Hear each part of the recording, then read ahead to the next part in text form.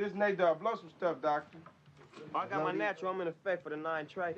Y'all recording audio on this motherfucker? Ain't no more juice. Once you got the tape. Put it on. One thing about magic, when you make it magic, the ingredients sometimes don't come with instructions. You just gotta know how to put that shit together.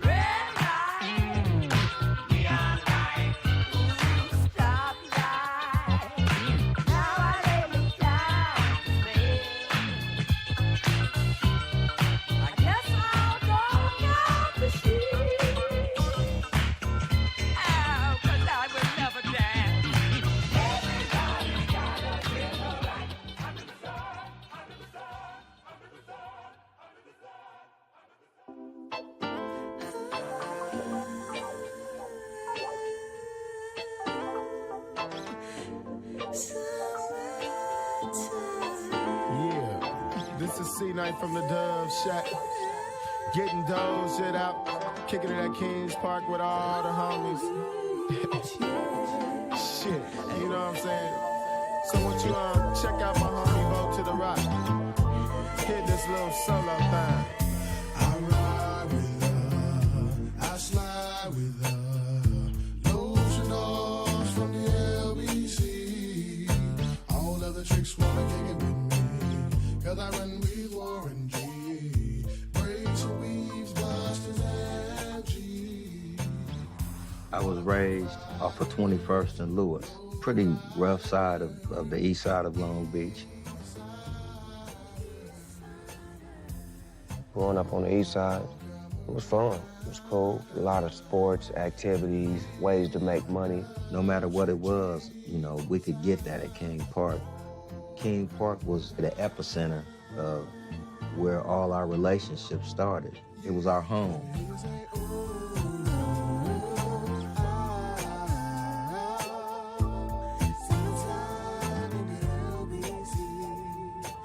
I would walk to school in the morning, me and my sister. Snoop and his mom used to walk him across the park to go to school at the same time. So we used to see each other going across the park. When we would see each other at King Park, we would always, you know, click and hang out. It was every time you seen Warren, you seen Snoop. Every time you seen Snoop, you seen Warren. United Teams was a man named Jeff in a blue van. We called the van the Voltron, and we was the Voltron crew. He used to pick us up, take us to different neighborhoods and sell candy. We would work real hard. We would sell all of the candy that's in the boxes, and all we would get out of the deal was like $25 maybe. You know, you go to school, $15, $20, you balling, you know what I'm saying? And we was able to, you know, learn how to hustle and learn how to communicate and have dialogue and dialect and to be articulate with knocking on doors. Hi, ma'am, we're with United Teams, and learning how to sell product and, you know, look somebody in the eye. And that went a long way with us because it was like a skill that wasn't being handed down in the neighborhood. Nobody was teaching this. And most of the guys that did that when we were kids, all of them niggas got money or got jobs. He gave us the opportunity to make something. Even though he was making a lot of money off of us, we wasn't smart enough to understand everything.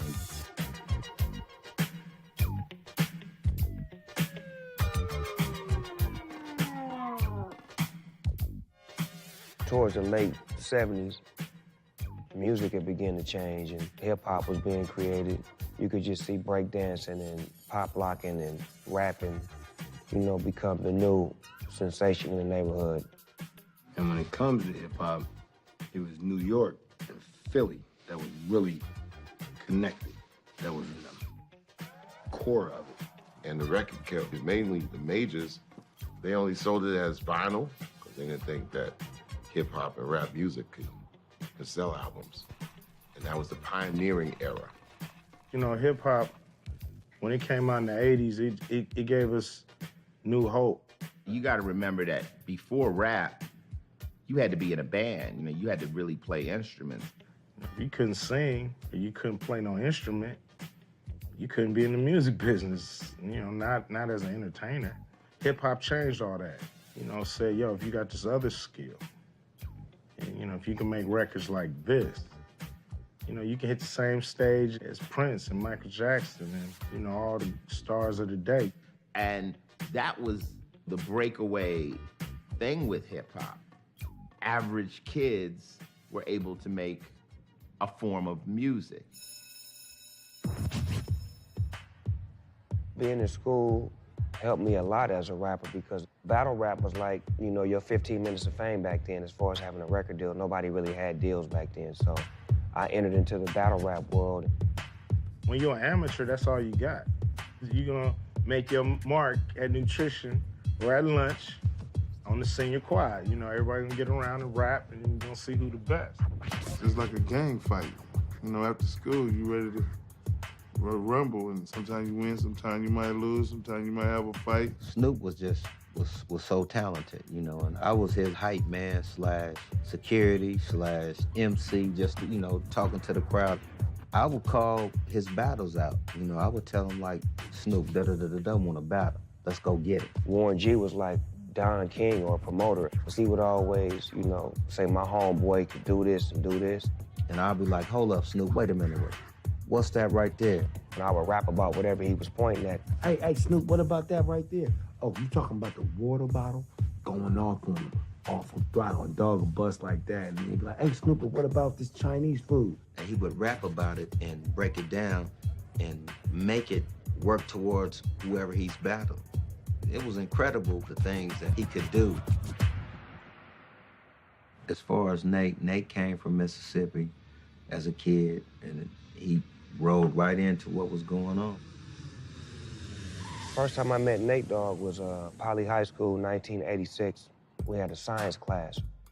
I was beating on the table. I think the Rakim song that came out, I Ain't No Joke, and I was doing that beat on the table. And I was rapping and freestyling, and Nate was sitting like right on the side of me, and he started like singing and freestyling, and we jailed. Snoop was like, man, you need to get down with me and Warren.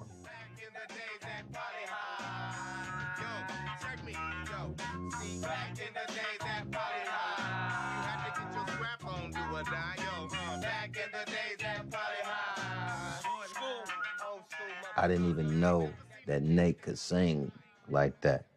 The soulfulness that was coming from his voice was incredible. Just woke up out my bed, and to my surprise, I had to brace myself. I couldn't believe my eyes. The homie just did. Hey, she said this shit burn my motherfucking eyes, man. She said that listen home. Nate Dogg was letting me use his car for the prom, because I didn't have no car.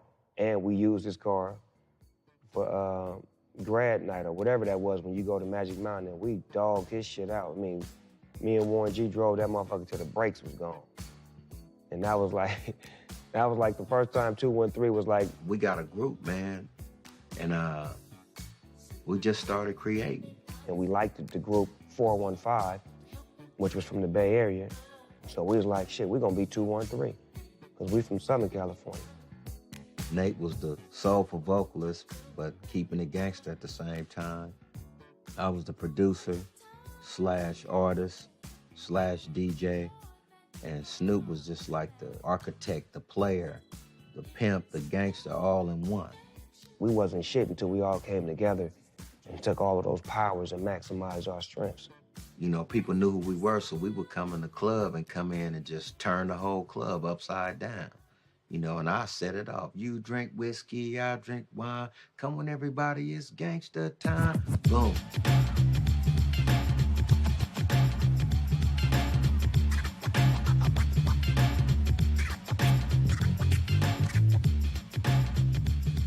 know, those were like some of the funnest times of my life. It was just Snoop, Nate Dogg, and Warren G. Always was about the group, all of us. Music, family, you know, and just friends. That's what it was. That's how we became popular in the city.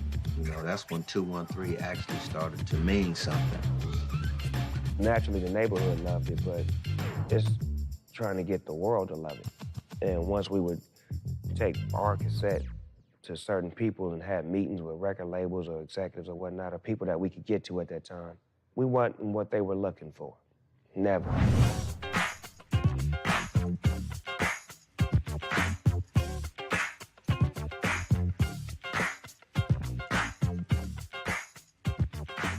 Dre came into my life, I probably was around 7 or 8 years old.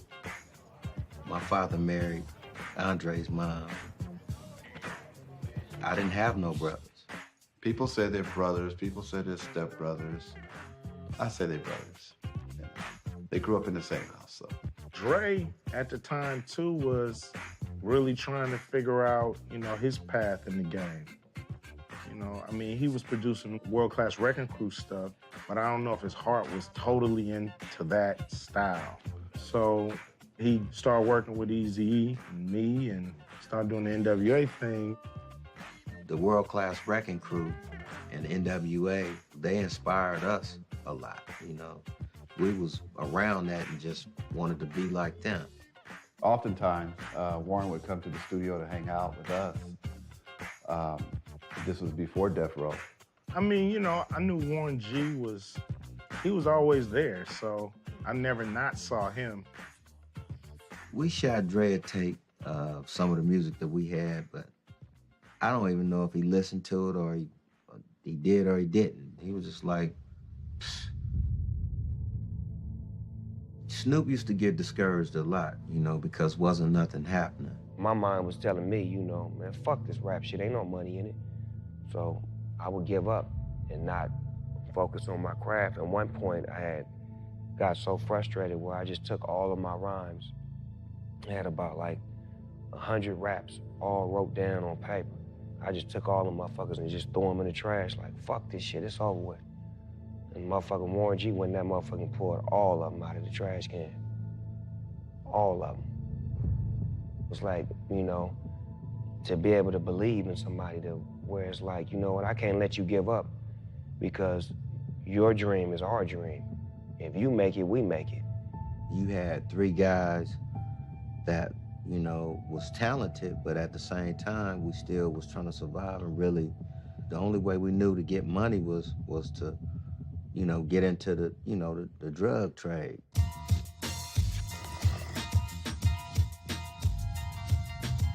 Go find me a rapper who didn't start his career on crack cocaine profits. There was not a lot of people who saw the path of staying away from that shit. Because you taste it, you're hooked. If you try, you're hooked. If you sell it, you're hooked. Frequent use has almost doubled in the last few years. And that's why habitual cocaine users, especially crack users, are the most pressing immediate drug problem. All of a sudden, you have this influx of this new drug that's making all kinds of money and creating addicts. You know, I remember doing music and we was doing clubs and cats is hyper in the club till like 6 in the morning. We thinking it's just the music. Nah, cats is back there like zoned out, not even blinking. Dope game just blew out of proportion in LA and cross country. To win the war against addictive drugs like crack will take more than just a federal strategy. It will take a national strategy. It is a rock house and a smoke house. That is, they buy rock here and smoke it here. I can't say enough for the police and the SWAT team, and they're just doing a fantastic job. When you have $1 million business and it's street money illegal, you gotta protect it. We went from just guys having 6 shooters and shotguns and shit like that to fucking M16s and all this shit. Man, it's like you got a fucking gun that's gonna shoot blah, blah, blah, blah, blah, blah, and not stop for a long fucking time. this influx of drugs, guns, addiction, Reagan and Bush disenfranchisement. When Reaganomics kicked in, it took away all the after-school programs. So what else is there for you to do but hang out in the streets? You got your friend coming over to you talking about, I got $500 for doing this, and you like, for real? Dang, how can I get me some? It all started to turn into a cocktail. You know, more murders went up. It separated territorial groupings and made them hardcore gun gangs and drug gangs. 93308, 1303 is behind the unit. 1343 stopping the vehicle, Central and 40th Place.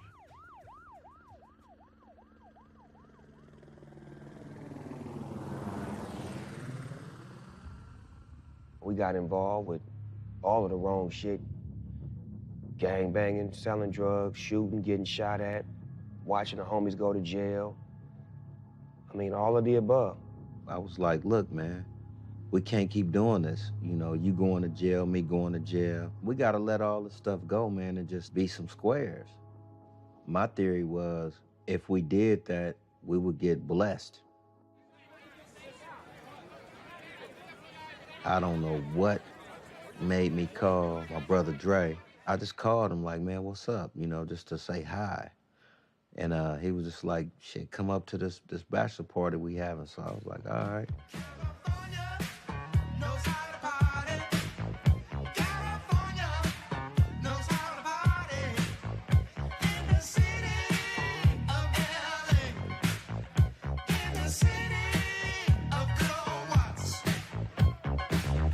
I was getting married. Dr. Dre was my best man.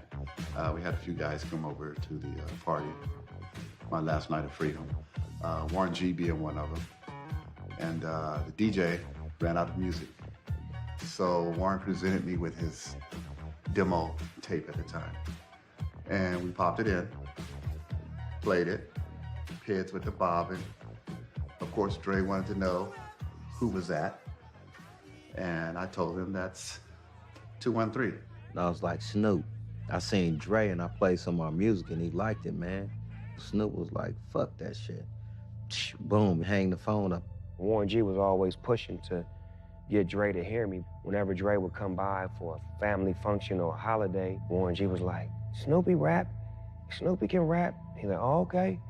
And I was like, okay, he ain't paying no attention. Snoop was exactly what Dre needed at that time. Easy had gone this way, Cube had gone that way. Dre needed a rapper. So I called him again. I said, Snoop, please, look, Dre want us to come to the studio on Monday. And it just was like, you know what? We're gonna go see Dre, see what he talking about. And when we went to go see him, we never came back.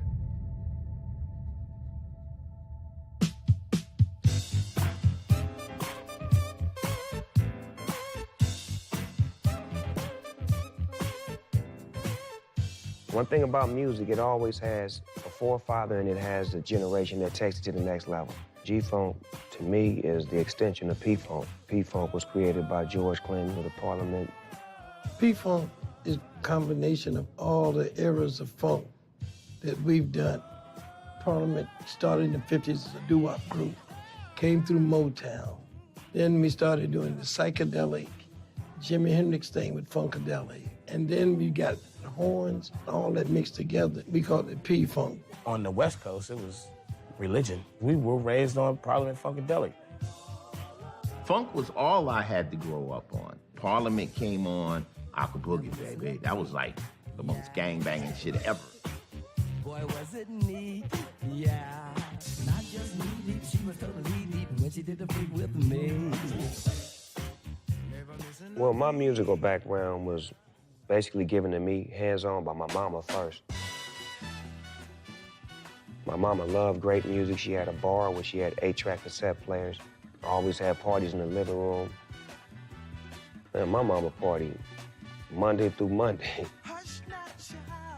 And that's how it was back then, you know. Her friends would come over. They would be partying, drinking, music in the living room. And all the kids would be in the back room. And then me, I would come out.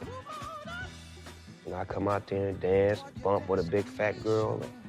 you know, do my thing or whatnot. The entertainer side of me was being groomed without me even knowing it. My family members and my mom would be the ones who would encourage me to be like the life of the party at the age I was at. Party, dance, and occasionally sip some Schlitz malt liquor bull. You hear me? My mama was like, Snoopy, how you feel? I said, how the hell you think I feel? And she like, you ain't never having another drink again a day in your life. You ain't gonna talk to me like that. That's how I got my first dose of real good music. You know, the R&B, the Betty Wrights, the Isley Brothers, the Gap Bands, the Curtis Mayfield, Marvin Gaye, all of the above came from Mama. I'm a very soulful person. I like to do music to make people feel good. And that came from, you know, being around my father.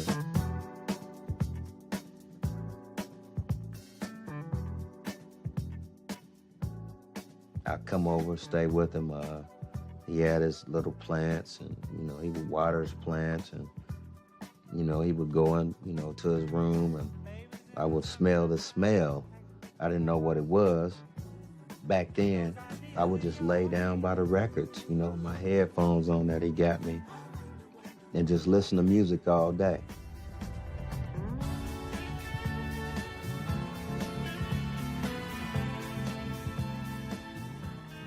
Everything's supposed to have a time period, and supposed to get out of there. People didn't have enough of funk when our time was over. There was always the area of funk that was laying around, that was always in the crates of that uncle who might have just collected 45s. So when we go make our own music, we just kind of do an interpretation of what we grew up on. We just kind of, you have these influences. The G-Funk was really like bringing Parliament and bringing that sound to hip hop.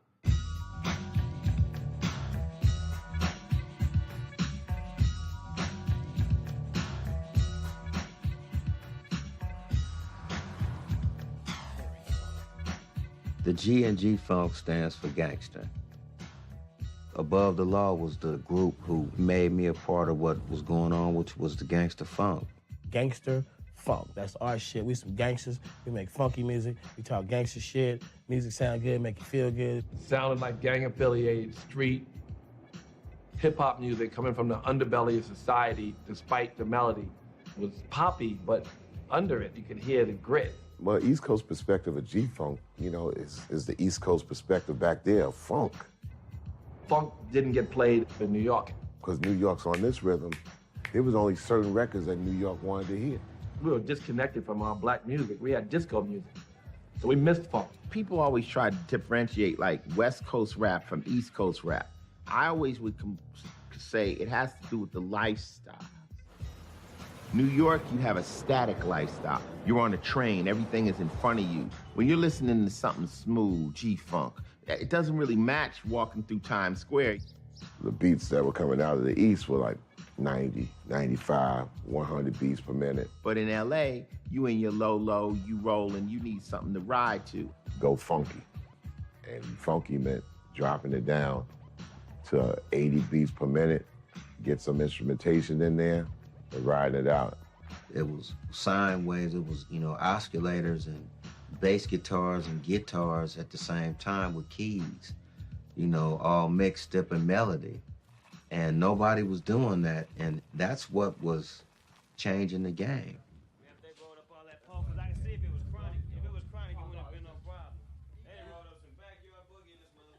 Summer '92, you know, it was about 20 guys staying at my house at the time. You know, Snoop, Warren, all the guys that were on the Chronic, that were involved in that album. Turn the music up, cuz. They gonna think I did that. Come here, Warren G. Moving in with Dre, he was just being a big brother to us and giving us a place to stay because he knew that a lot of the situations that was going on where we was from, it wasn't cool.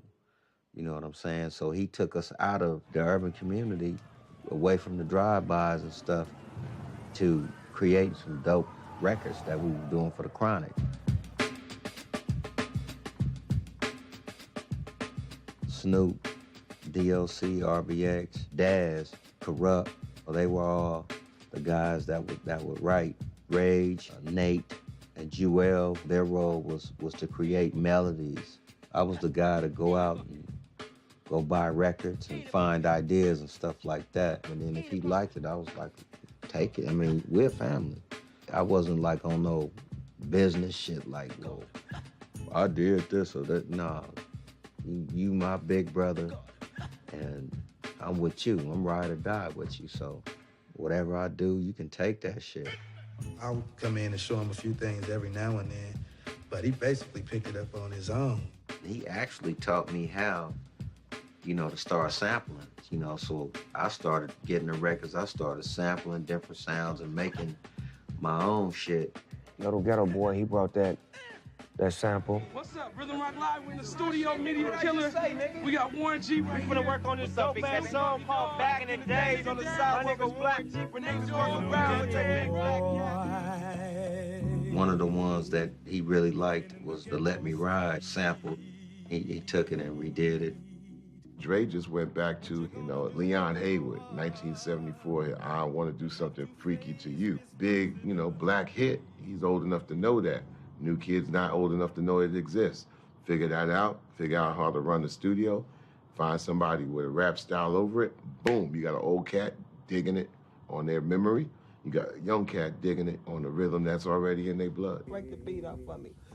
Motherfucking Dr. Dre's on the piano, Doggy Dogg is on the vocals, and I swing like soprano, piano, and cano. Oh my God, like Obano. It's Snoop Doggy Dogg, he's on the mic, you understand it. Once Snoop came in, and we decided that this is the person that we're going to work with, this is the road we're going to take, I took it upon myself to put the kind of energy into him it would take for him to be great.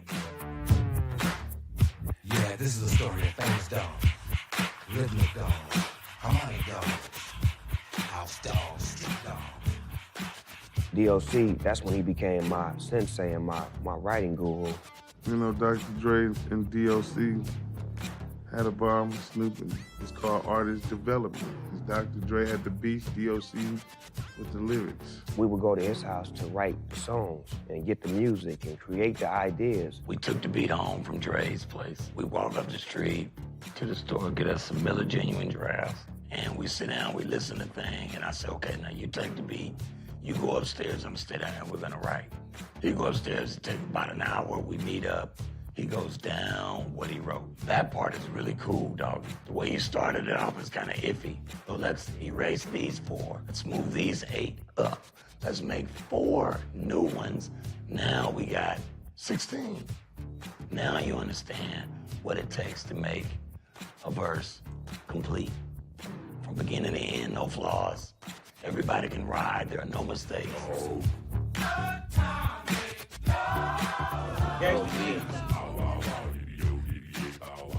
Dr. Dre is a bad motherfucker in the studio, meaning that you could be doing this shit that sound like this, and when he finished with it, that motherfucker gonna sound like that.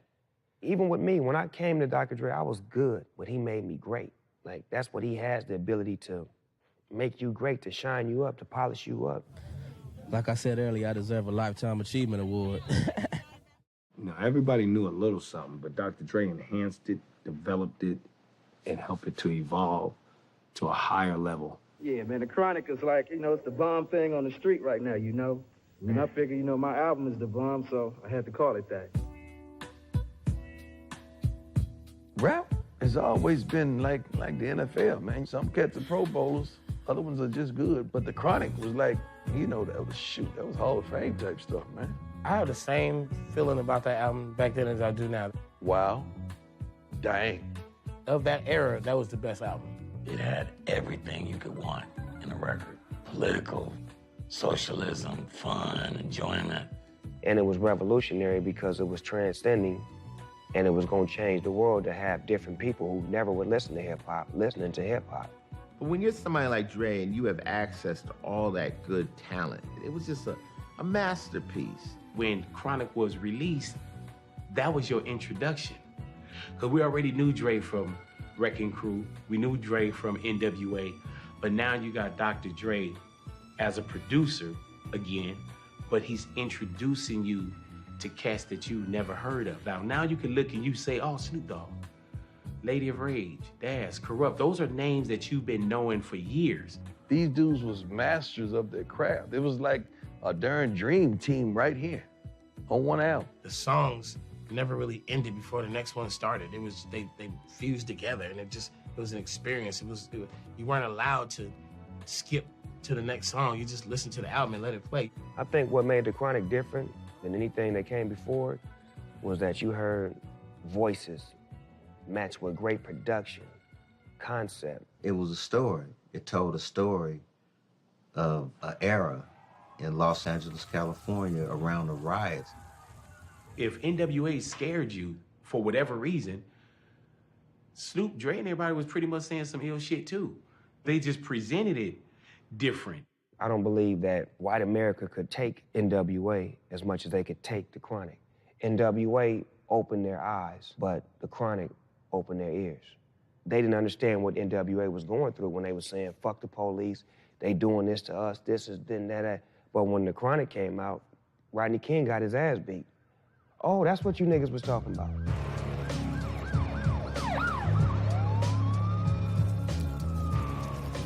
It's funny. It seemed like a time black folks as a culture were progressing.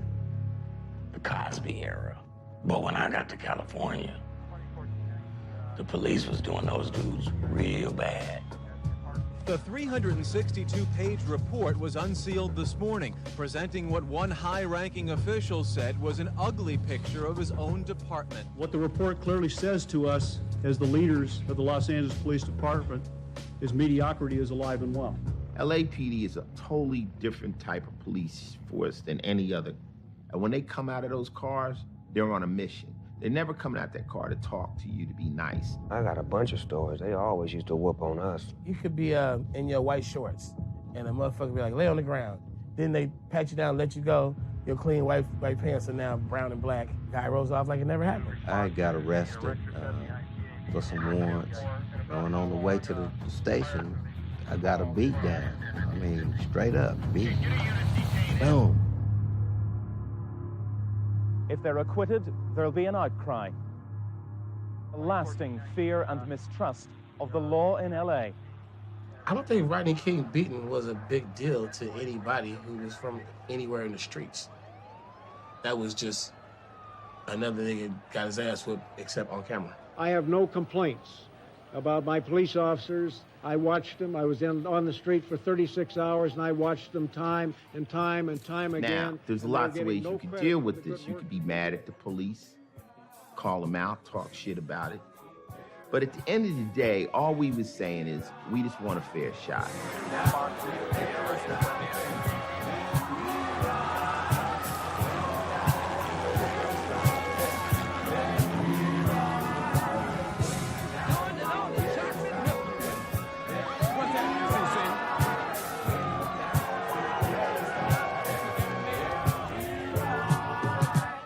What we saw last night and the night before in Los Angeles is not about civil rights. It's not about the great cause of equality that all Americans must uphold. It's not a message of protest. It's been the brutality of a mob, pure and simple. That affected my lyrics on Dr. Dre's album, The Chronic. Naturally, the music is going to depict what we're living like. The lifestyle of the music is the lifestyle of the person. Eased rap, stories that are relative. Yeah, there's gonna be some anger in some of it, because the anger never dissipates until it has clarity of education. It's commentary. We were speaking, not just us, we were speaking to the world. What do you think the reason people are so into the album? Why do you think? Because it's, you know, it's just some funky shit, you know? There's nothing out right now that can compare to that album. You know, I spent a whole year working on it. This is the longest I ever spent working on a project.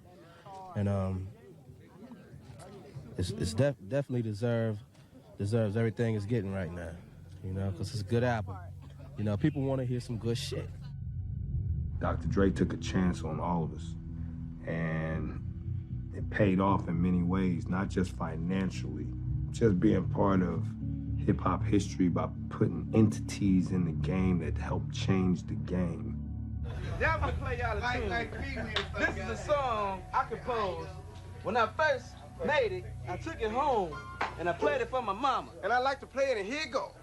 And when I played it, she looked at me and said, boy, I know you're not gonna sing that song. What song? Yeah, The Chronic, baby.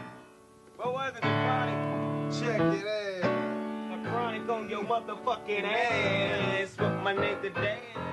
Yo, they say it's like that. They say it's When I went to the earlier sessions before the Suge influence, they were having like a party, man. They were like a family. And we're sitting here with Dr. Dre right here from their first record.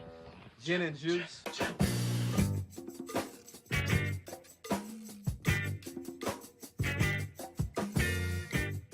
Nobody was thinking about money, which is why the music came out great. He's not greedy at all. He's probably the most nonchalant with money and with the business part of it because he's not sitting there going, what can I get? He's like, what can I create?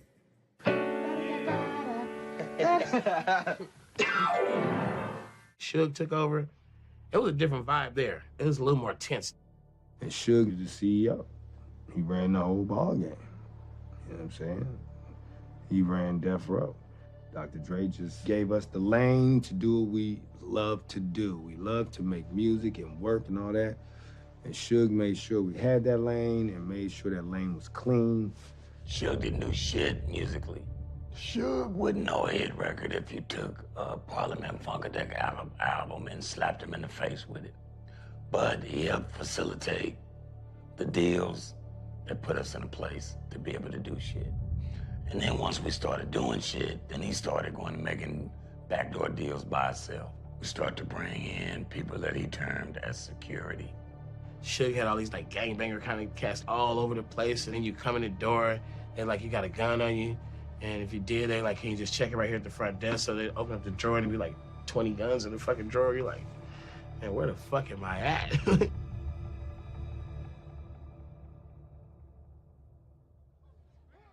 At that time, we was right in the middle of doing a lot of good music, and we was just creating some dope records.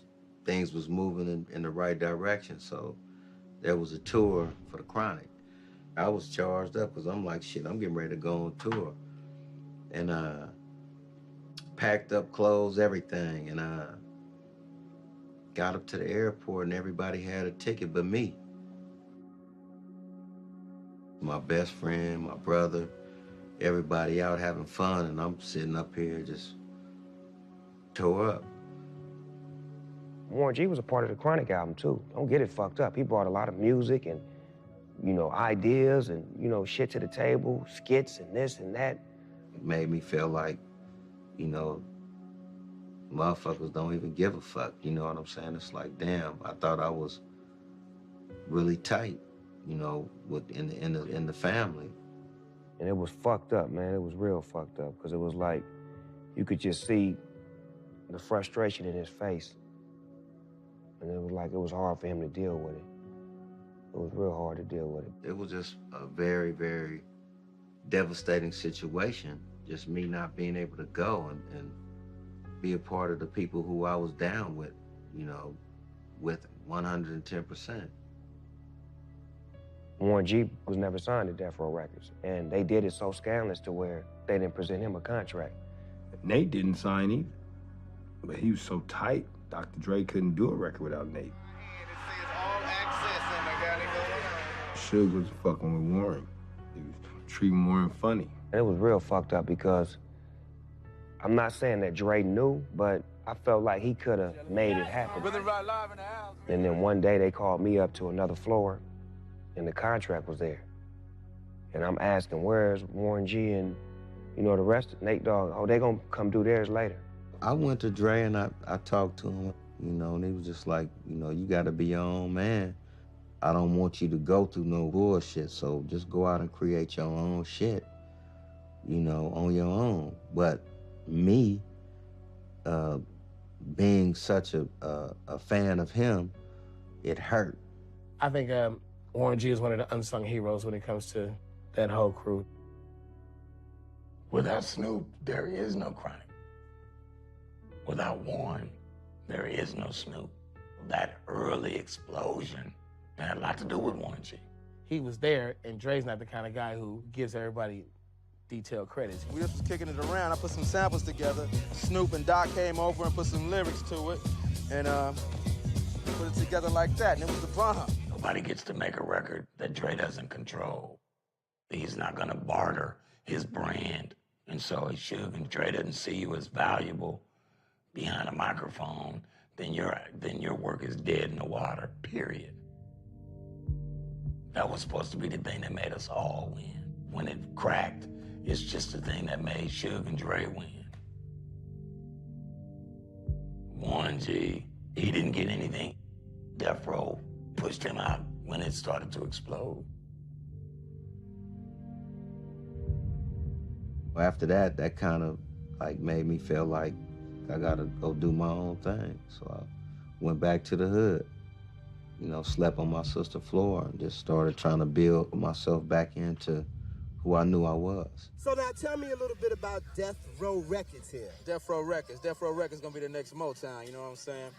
We building up something, you know. The Chronic album was the foundation. Snoop's album is gonna be another brick in the house that Death Row built. And I don't need no type of support. I stand on my own 2 feet. I defeat any MC who tries to step to me. Blow them like ashes. Mashes with the DPGs. Niggas freeze at ease. Please, I'm the S. Oh yes, I guess I'm blessed. When I take the microphone, I don't be smoking no stress. I would have never signed it if I'd have known he didn't have a deal. You know, it was thrown in my face like everybody was signed. And then once I found out he wasn't, what was I supposed to do? Go tell him, hey, take my name off the paper. I had to continue to do what I was doing, and this is what you wanted. You've been wanting me to do this shit for the longest. I'm here now. But at the same time, I can't do it with you, but I involved him in everything that we did.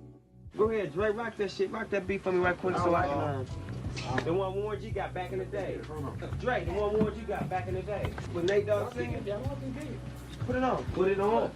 I was around Snoop sessions around 93, just being there to try to be creative and try to help my homeboy be successful.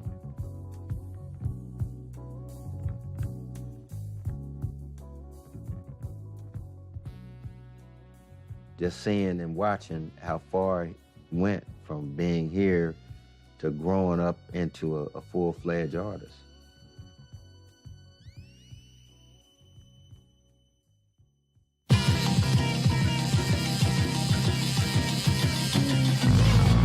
Depths of the sea, back to the block, Snoop Doggy Dogg, funky, yes, the doc went solo on that ass, but it's still the same. Long Beach is the spot where I serve McCain. Doggy Style was the most anticipated rap album of all time when it came out. It's like you just couldn't get enough Snoop.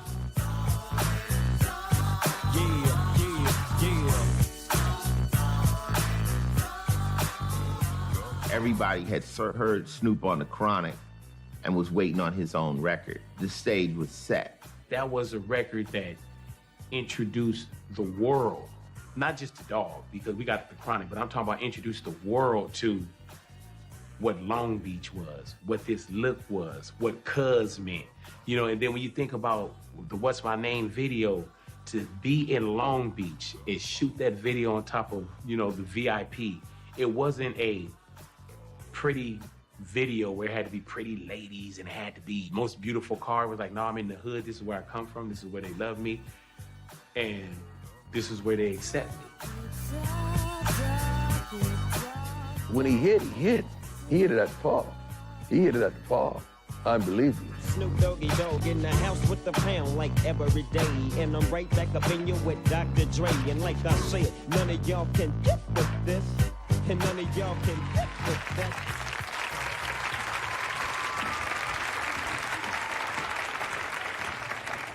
Hey, Snoop, how you doing?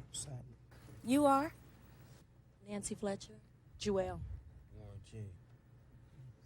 How you doing, Snoop? I'm chilling. So what's the message that you're trying to send out on your new debut LP? Just something to groove to. Get your mind off your problems. Stop the violence. Something to groove to. So I understand Dr. Dre is a major influence on you. Yeah, it's all a family thing. You know what I'm saying? It's a Death Row coalition. It's like his music with my words. It's like it's a family thing. Something to groove to. I give it up for Snoop Doggy Dogg. The day that it was released, me and Snoop just rode around L.A. and saw the lines in all the record stores, you know. And I remember that because he was so blown away by it. He had to have known on some level. But I think Snoop is just a really humble guy.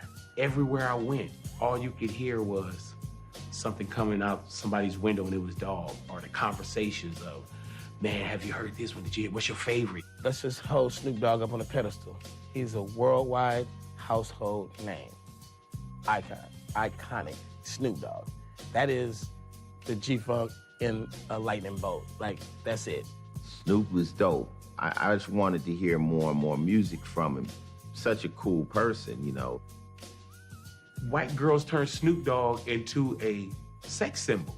You know what I'm saying? Like, girls from our end, they can say, oh, I love the hair, I love this, but then MTV girls are like, oh my God, do you see this? Doggy Style, Jump, straight pop. Like, I was #1 pop album. I'm trying to figure out how the fuck am I popping? I don't make music that pop. There was always this perception that you make a pop song or a song that has pop possibilities even. That's not hip hop. But from a person who's cultural, loves hip hop, that is very hip hop. Pop means that you're popular. As real as I was, as hard as I was, as gangster as I was, white America accepted it faster than black America. White motherfuckers smoke weed just like niggas. Probably more, because they don't get in trouble. No shit. They probably on their bongs and shit and having a good time. They can relate to the dog. So I became popular with being the lead voice from the Chronic album that stepped into his own, produced by Dr. Dre, with a new spirit, new feeling, and a whole new swag. Nobody had a swag like mine that was hard, but in pocket and mellow. Snoop had an original flow, an original cadence, an original look. Never seen somebody where they were getting their hair braided on the porch in their video. You know what I'm saying? You never seen someone doing a Black Home Alone.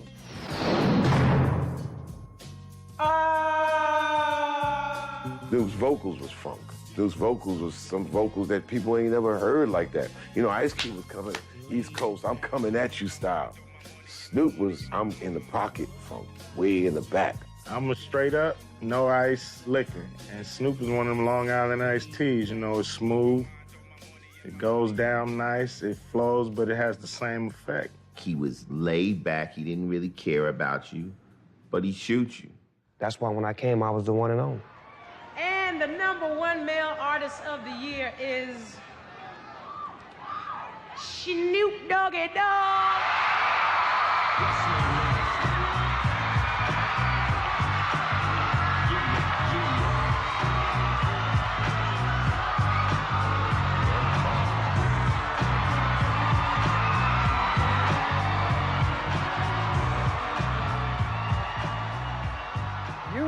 Are responsible for the producing of this album. Now, what goes into being the producer of a hit album like this? A lot of hard work, you know, kicking it in the studio. A lot of people like these people in the studio. You know what I'm saying? Yeah. Everybody drops their 2 cents in the bucket. You know, I can't do it by myself, and we come up with a masterpiece. Dr. Dre. You know, things went the way they went.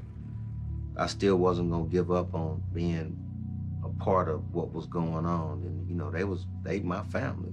One day I was up at the studio with, you know, with everybody, with Dre, Snoop, and just everybody, our whole crew. And John Singleton and Paul Stewart was up there, you know, looking for songs for their soundtrack. I had recently got hired by John Singleton as the music supervisor for his second film, Poetic Justice. And we talked about, you know, trying to get a Snoop record for our soundtrack. So while I was hanging out at the studio trying to get this Snoop song, I met Warren.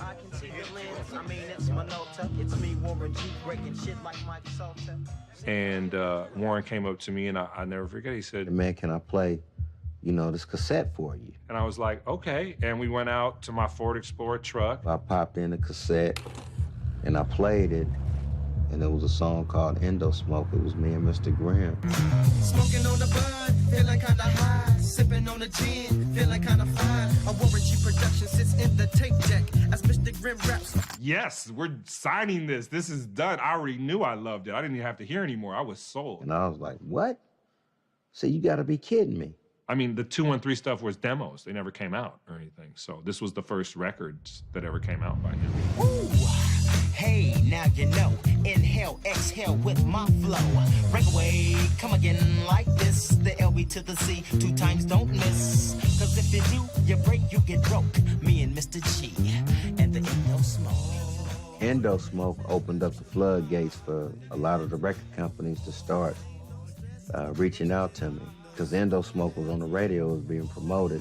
People was just like, who was this guy? Who was the other guy? You know, they wanted to know who we were. It's about, is there a melody, is it soft, is it accessible?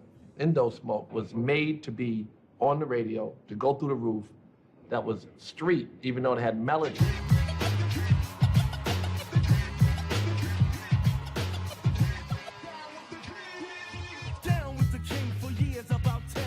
I wanted to be on Def Jam Records as a kid. Def Jam was the home of all of my favorites. The opportunity to be on a label with all these different groups that I look up to and that I never think I was going to be able to be around them. But I didn't know that the company was in debt. Def Jam was dying. Def Jam wasn't making no fucking hits. They was dead. We was wearing their asses out. Death Row, we was the #1 label, period. You understand me? Gangsta rap and in this music industry. But Def Jam is historic for hip-hop. You know, they'd had that huge run with the Beastie Boys and Public Enemy and all that stuff, and they had kind of lost their way, so to speak. Here's a company that's 20 million in the hole. We had just reset the company. Polygram was in. And the first thing that came out was Warren G. They needed something to take them into the next realm. And by that time, you know, funk had gotten around, G-Funk had been around, and the East Coast record label had to figure out how they could kind of get in on this. The signing of Warren G to Def Jam, at that point, was a lifesaver for the label. Is this family? Yeah, you rat mouth. Hey, this Warren G, you know what I'm saying? This is live coverage, you know what I'm saying? My documentary. I'm up here at the studio, you know what I'm saying, handling business. Regulators. We regulate any stealing of his property. We're damn good, too. But you can't be any geek off the street. Gotta be handy with the steel, if you know what I mean. Earn your keep. Regulators! Mount up! Regulate was a song I did for my album. What I told Nate to do was sing, you know, let's tell a story. You know, just follow my lead. So I set it off by saying, you know, it was a clear black night, a clear white moon, Warren G was on the streets. Trying to consume some skirts for the E, so I could get some phones rolling in my ride, chilling on. Nate came in and he followed what I said. He was like, just hit the east side of the LBC. Mission trying to find Mr. Warren G. Seen a car full of girls, ain't no need to tweak. All of you search know what's up with 213. It's a duet, you know what I mean? It's like a great answer back and forth kind of record. And here's the way it's sang, really melodic and no problems, but it had a threatening tone to it.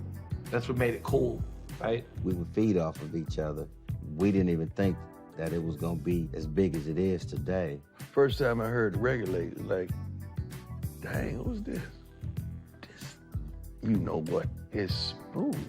I felt inspired when I heard it. You know, I felt something like, oh shit, hit. And then, of course, he had Nate Dogg riding shotgun. It was unfuckwittable. That was like a dream team right there. That was like playing 2-on-2 with anybody you want. Y'all, come on, let's go 2-on-2, all right? I got Nate Dogg. I'm tweaking into a whole new era. G-Funk, step to this, I dare ya. Funk on a whole new level. The rhythm is the bass and the bass is the treble. Regulate was just such a smash. It was just such a huge hit. And it got full 100% West Coast respect. That's classic hip hop. That record goes down in history. And most people can say that record word for word. Chords, strings, we brings melody. G-Funk, where rhythm is life and life is rhythm. There was no love lost between Death Row and Def Jam. Def Jam had Warren signed, but Death Row had Nate, you know what I mean? And one can't do one without the other. Suge had a problem with Nate Dogg being on Warren G shit because he felt like Nate Dogg was a part of Death Row. But if Suge was a great businessman, he would have signed Warren G the same day he signed me. You allowed that to happen. Warren wasn't going for it. He wasn't scared of Suge, so he was like, man, fuck you. And he went and did his own thing, and No, Suge didn't like none of that. At the end of the day, everyone had to kind of give in. The song was featured on the Above the Rim soundtrack, which is an amazing soundtrack on Death Row Records, one of the best soundtracks ever made, and was Warren's first single from his album. It was credible to come out on Death Row and be the lead single on a Def Jam record. It speaks a lot to what a great song it was and how popular it was at the time, too. The phone is ringing and I'm in the bed. I don't wanna answer cause I know it's some chicken head. Sure enough, when I picked up my phone, some stupid ass bitch wanted to come into my home. I'm contemplating now. Do I need the food? I think we can do that on my album, baby. When I dropped my record right before the summer of '94, it just took people by storm because they had never heard nothing like it. I think one thing about Warren's album was, you know, it had all the great G-Funk elements, but it was even more accessible in some ways than like the Dre Snoop stuff because it was more fun, party, less gangster. Warren isn't some big gangster, and he kept it real to who he is. It's different levels of gangster rap. So Warren was more like, I'll shoot you if I have to type motherfucker, you dig? Where a lot of us, we coming to get you type shit, you dig? My reaction to hearing Warren G's debut album in '94 was classic, because Warren G wasn't a good rapper as a kid to us. We used to always clown, because he used to take all the Dr. Dre raps before they came out and be using those and cheating and shit. So when I heard him on there rapping and doing his shit, his production was next level. He was basically on the same level as Dr. Dre. Didn't use none of the shit that I do, you know, none of my sounds or none of that shit. He just came out and did his own thing, came up with his own shit, which is dope. His album was like a runaway success. It was very quickly triple platinum. This is Warren G, you know what I'm saying? Is it going platinum again, Johnny? It's platinum now. Almost double. Double. It'll be double by the end of next week. I don't even think Russell and Lior and them understood what was really going on. I'm an optimist, so I thought we would survive and we would grow and we would do something innovative. And, you know, I didn't expect that deal to go just the way it did. Warren's music was worldwide because the melody plays no matter what the language. He showed the pop potential of hip hop. And he saved Def Jam with that record. It was the biggest record that they had in a long time, that's for sure. Without Warren G, we would have had to sell the company. We would have fell apart. Without him, would we have a Jay-Z or a Foxy Brown? I don't know. I don't think so. We certainly wouldn't have had the support to go out and build those acts. I thought I was like the biggest nigga in the world when I went to Europe. I performed for like 50, 60,000, Wembley Arena, you know what I'm saying? I'm popping. So this time I go, Warren G is already over there. So I'm like, I got my homeboy in the house, I'm finna bring out a special guest. I bring this motherfucker Warren G on stage. What's up, man? All 100,000 motherfuckers stand up, lights. I'm like, this nigga is Elvis over here.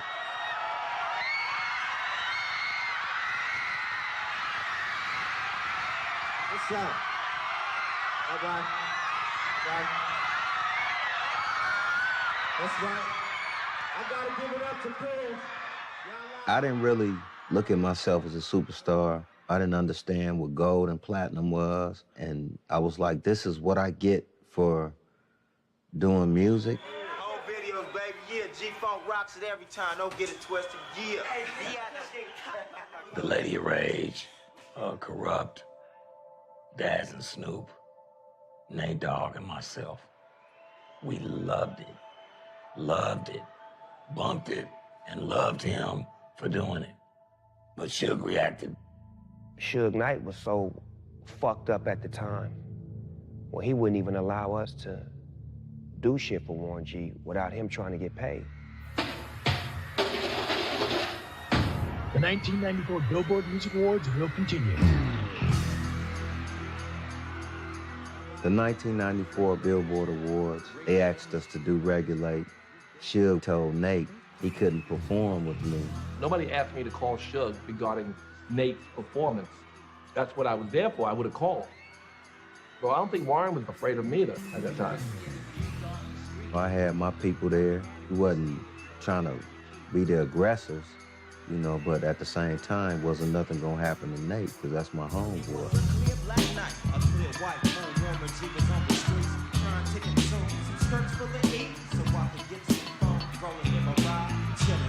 I just hit the east side of the LBC on a mission trying to find Mr. Warren G. See the car full of girls, ain't no need to tweet. All of you skirts know what's up with 213. I think Suge know that he fucked up when he let Warren G go. He always wanted to try to get something off of the fact that he could have had Warren G. It wasn't a good reflection that this artist, who was part of his camp and viewed as his camp by almost everybody, left and kind of went to this East Coast label that he didn't like, Def Jam, and had all the success. You know, and we all know how Suge deals with business and negotiates. Throw your hands in the air and wave them like you just don't care. And if you're down with Nate Dogg and Warren G, somebody say, oh yeah. Oh yeah. Hello, Warren. Hello, Patrick. Just wanted to say you guys know how to throw a party. And I just want to say that I'm having a really good time and that I'd like to play a tune for you.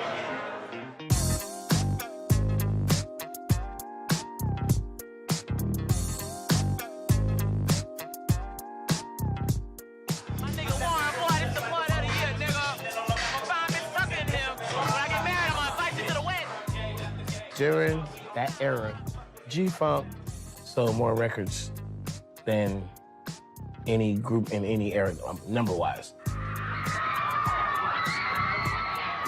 No matter where we went all over the world, people embraced G-Funk and what we did. G-Funk was more than just a sound. See, G-Funk opened rap up to a bigger audience because it would never go out of style or come in style because it was a melody. People were so intrigued for whatever reason. It could have been you really enjoyed the music, you really enjoyed the lifestyle, or you also felt this little thing where you felt like, man, this is dangerous. White folks is gonna always be fascinated with niggas. It's the nature of the beast.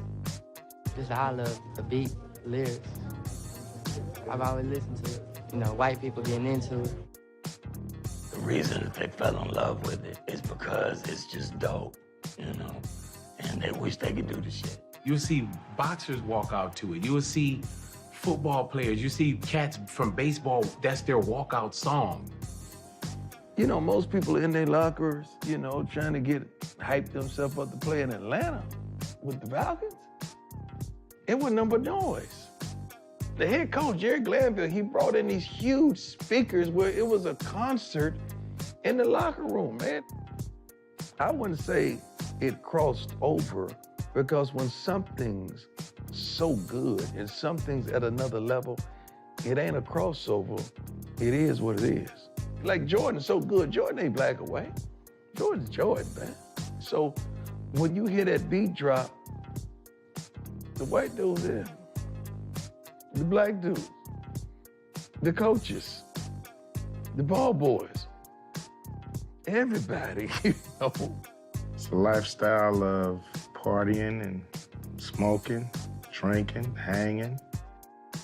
Everybody got to get on. It was like a new day. That basically opened the door for East Coast listeners to feel cool with playing West Coast music, because before that point, niggas on the East couldn't just play West Coast music like that. They was looked at as like, nigga, what is you doing playing that shit? Until we made it fashionably cool with the sound that took over America, to where it was like, oh, you not playing that? You the only nigga on the block that ain't playing it. Everybody had their own level of success, so there wasn't no hating going on. We were handling business was getting handled, but at the same time, it was just too much fun at that age to be making that sort of impact in the music industry. It was just too much there to not enjoy. And I was like, these dudes is turned up, man. They living La Vida Loca. Babe, I got handcuffs at home waiting for you. In Miami Lakes, baby, I got handcuffs waiting for you. On my bed.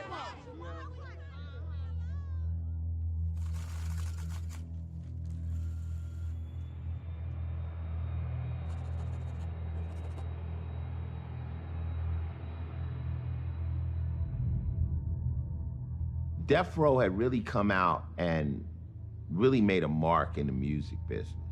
Taking rap shine from New York had never been done.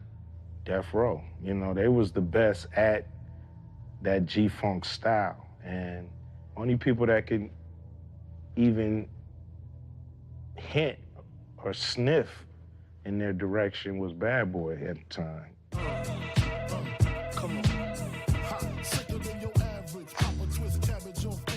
Puffy, he had started Bad Boy Records, you know, out there in New York.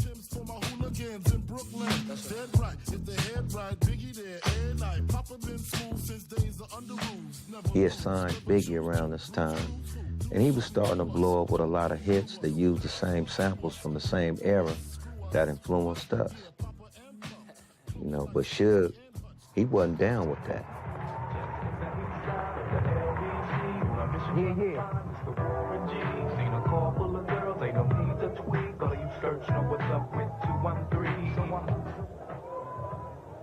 First of all, I'd like to thank God. Second of all, I'd like to thank my whole entire Death Row family on both sides, you know what I'm saying? I'd like to tell Tupac to keep his guards up. We ride with him.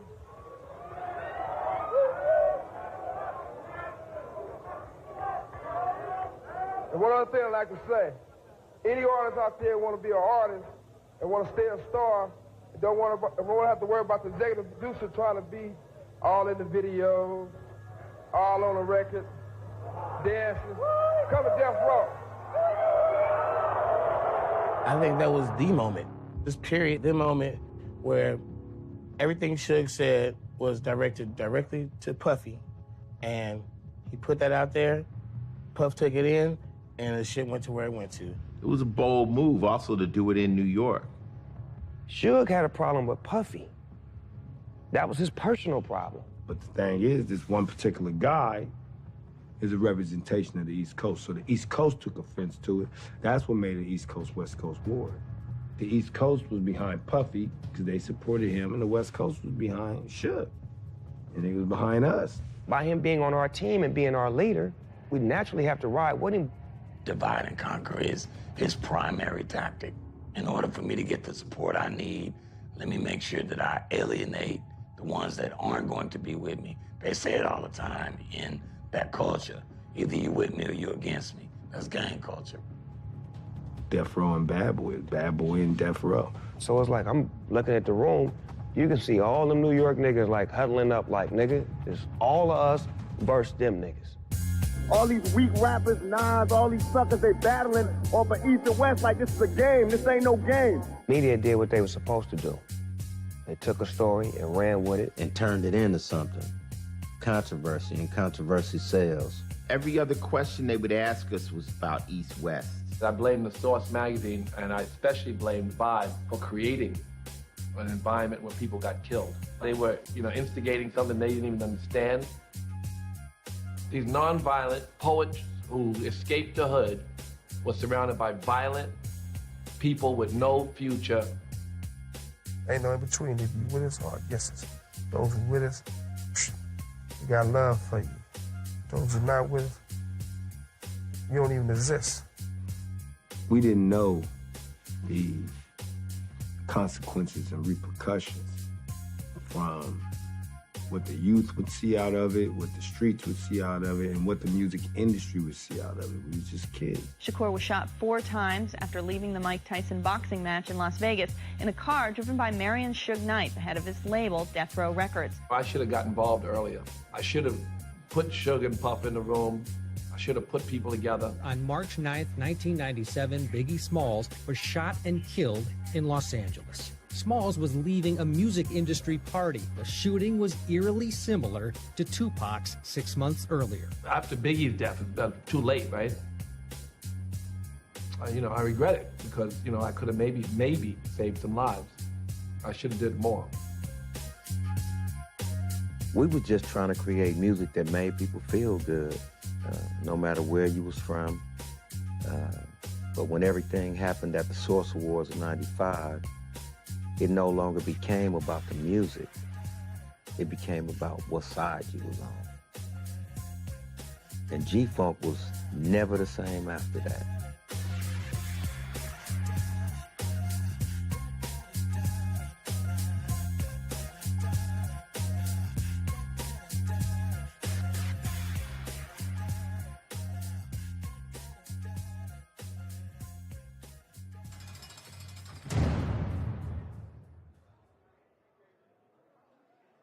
There's a lot of people in hip hop that made records that drifted into oblivion.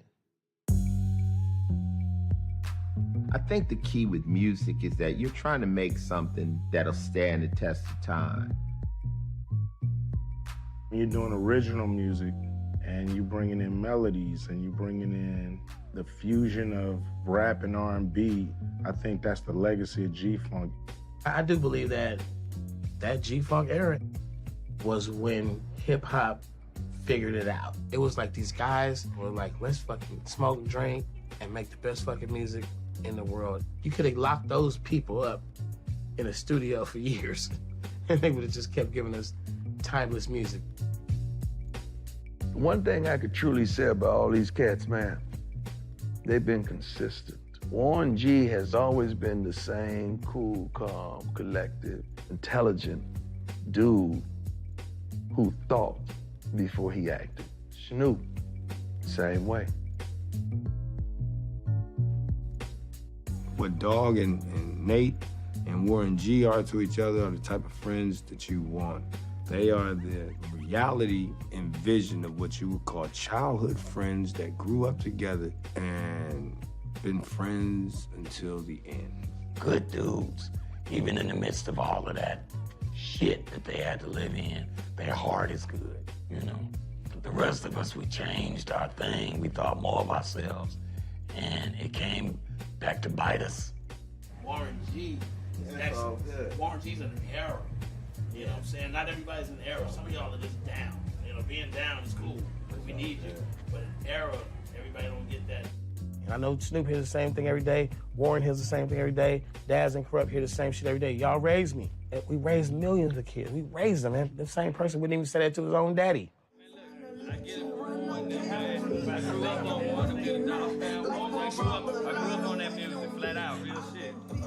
These cocksuckers is not rapping like the fuck we was rapping, and the shit today is some bullshit. Straight up. Fuck it. No, I don't mean that. If you were to delete G-Funk music, I think that rap today would be totally different. G-Funk changed hip-hop dramatically. And the artists of today, some don't even realize it. There's so many branches, limbs, and whatever you want to call it that came from what G-Funk was. There's these beautiful melodic songs, these gangster rappers on them, that an artist would never have dreamed to make them. Man, I think everybody playing I'm into funk. If you listen to those bass lines of all the songs that come on nowadays, they're straight G-Funk. Kendrick Lamar is kind of like the culmination of all the old souls of the West Coast. Kendrick, that's a funky number. You put that on at a party, everybody's up off their ass. You got a problem. YG, he got that funk in him. Ty Dolla $ign. Wiz Khalifa. Shit, Wiz Khalifa's from the West Coast now. He ain't from Pittsburgh no more. He out here, he got the funk. For Warren to say that I'm G-Funk, it's cool as hell. I would definitely consider Dre and Warren and Snoop to be big influences of mine, and not even just on my music, but just on my lifestyle. There's an absolutely 100% influence of G-Funk in my music. The fact that, you know, I sing on all of my hooks like Nate Dogg. My producers that I work with, Sledgerin, Eden, and everybody, they're all heavily Dre influenced, and just that era of music, I definitely keep the G-Funk alive. The young rappers nowadays are saying, "Yo, my mama used to play your music all the time when I was a baby." They didn't grow up off Motown and R&B, they grew up off of us. So that's how the foundation is spent around that. We are the Marvin Gayes and Smokey Robinsons. You have to pay respects to the G-Funk.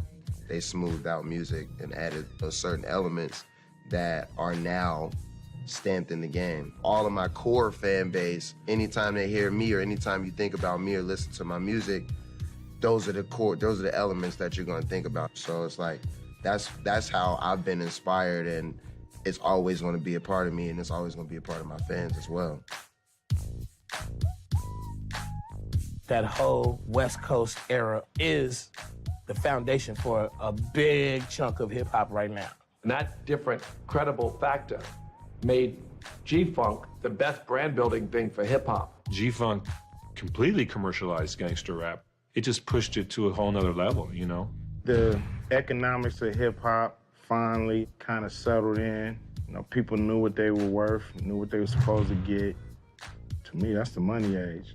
We just realized that this is a multi-million-dollar business, that you gotta do what the people expect of you. Whether it's making music for movies, making music for video games, making just cultural moves. You know, because a lot of corporations of today, they're using hip hop to sell their products. You know, I just got finished doing a Sonic commercial. I just got finished doing a Geico commercial. So now it's part of American culture. And hip hop became pop. I mean, hip hop is the biggest music around the world. Any country you go to, they love some hip hop. You know, everybody got their own version of it too. So, you know, we now are at a point where, yeah, it's very commercialized.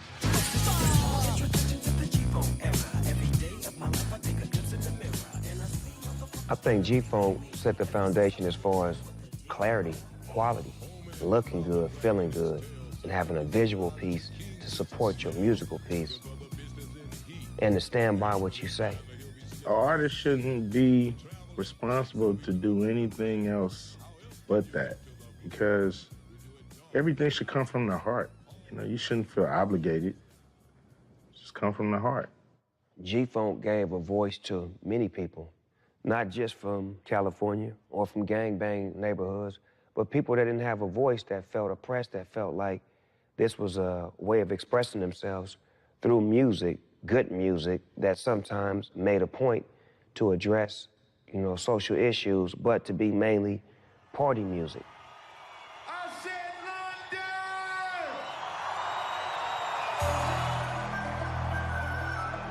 We want y'all to sing this motherfucker with us tonight, y'all. Stealing up his property, we're damn good too.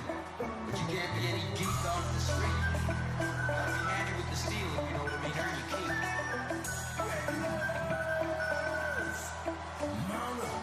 It was a live like night, a clear white man. Warren G was on the streets, trying to console some search for the E, so I could get some phones, rolling in my ride, chilling all alone. Just hit the east side of the LBC, on a mission trying to find Mr. Warren G. Sing a song for the girls, they don't need to tweet. All you hoes know what's up, it's 213. So I look select on 21 and Lewis, some brothers shooting dice, so I said, let's do this. I jumped out the ride and said, what's up? Some brother put some gas, so I said, so these hoes giving me, I'm a glide and swerve. These hookers looking so hard, it's straight hit the curve. Want to think of better things than some horny tricks. I see my homie and some niggas all in his mix.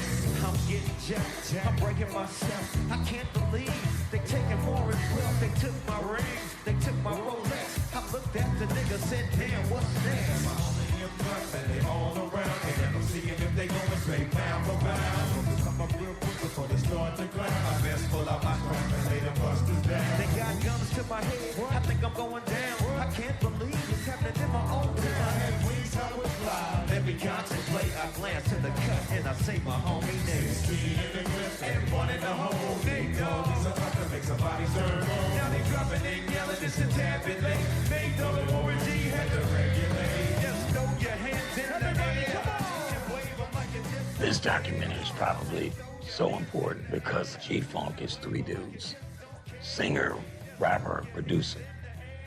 And from that friendship spawned the careers of a whole bunch of people and made a whole lot of money for a bunch of people. And there'll never be three dudes like these guys ever again in music, as it should be. 213, baby. Oh yeah, I'm swinging into a whole new era. Keep me G-Funk. Step to this, I get ya. Funk on a whole new level. Keep it chords, strings, we bring melody, G-Funk. Where rhythm is life and what? And life is rhythm. step to this. It's the G-Funk era, funked out with a gangster twist. And if you smoke like I smoke, then you're high like every day. And if your ass is a buster, 213 will regulate. Nate Dogg, rest in peace.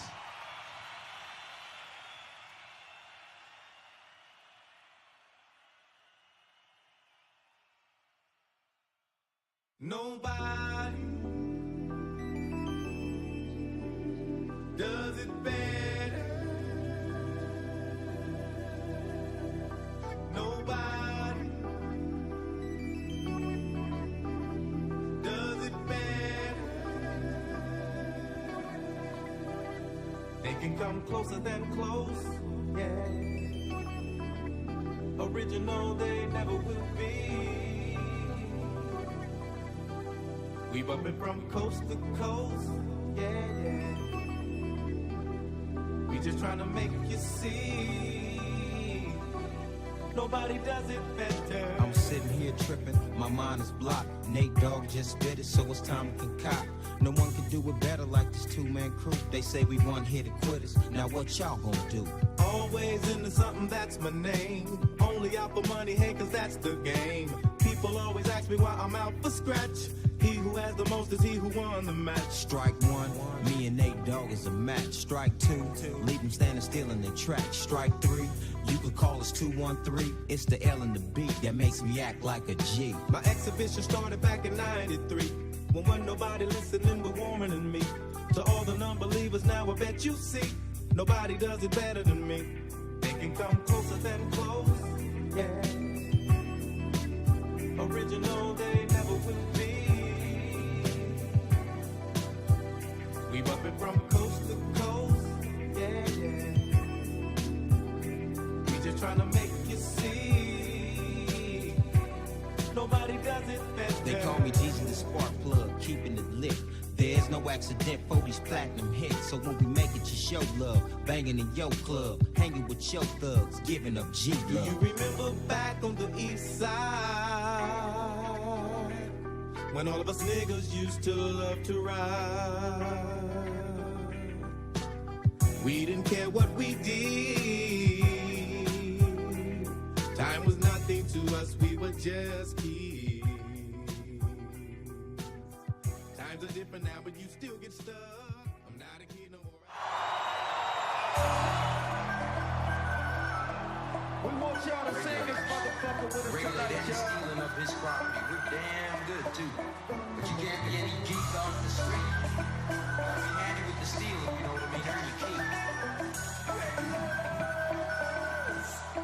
Mama, it was a clear black night, a clear white man. Warren G was on the streets, trying to console some skirts for the E, so I could get some phones. Rolling in my ride, chilling all alone. Just hit the east side of the LBC, on a mission trying to find Mr. Warren G. Sing a poem for the girls, they don't need to tweet.